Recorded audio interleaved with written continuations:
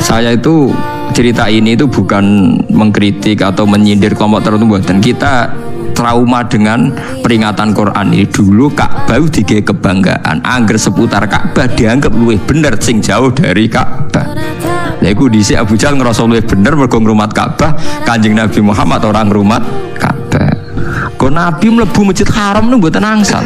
Apa meneh nyekel Ka'bah. Bahkan eleke kelompok Quraisy ngumumno embargo Rasulullah niku ditulis ning Ka'bah. Nanti biar engko cerita dulu. Prasasti anti Muhammad itu ditempel teng pundi? Ka'bah. Akhirnya Nabi rawani mlebu Masjid Haram, uripe teng Aqabah teng Mina, sampai nyuwun sewu dahar godhong-godhongan. Ulama kita ya bisa salah, kiai Indonesia bisa salah, siapa saja bisa salah, tapi jangan pernah pakai ukuran kesalahan mergo wong ulama Mekah itu para Ka'bah mesti bener gitu. Ya kalau salah salah saja, tidak usah pakai ukuran kedekatan Ka'bah dan jauh dari nopo Ka'bah. Nanti nak ngono kita masuk nopo mustakbirin nopo bih.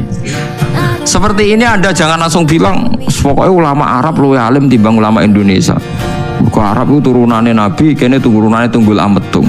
Wah, yo repot nak ukurane ngono. Wong Arab turunannya Abu Jahal, Abu Lahab yo pirang-pirang. Kene malah gak mungkin turunannya Abu Jahal.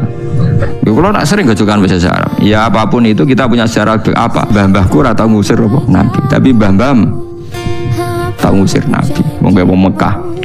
Saiki wong salah kaprah, angger Mekah iku hebat mergo salate wae padha karo 1000 salat. Sesuk mulai ra salat gojek susuk.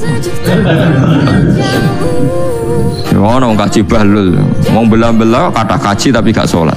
Bareng bar kaji tambah ra salat. Gojek susuk kathah salat bar saiki mergo jare salate kono padha karo 1000 napa salat.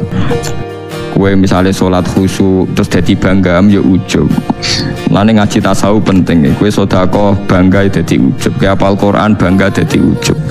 Jadi kebenaran itu nak gak mbok kelola secara baik, secara ikhlas itu jadi alasan kesombongan.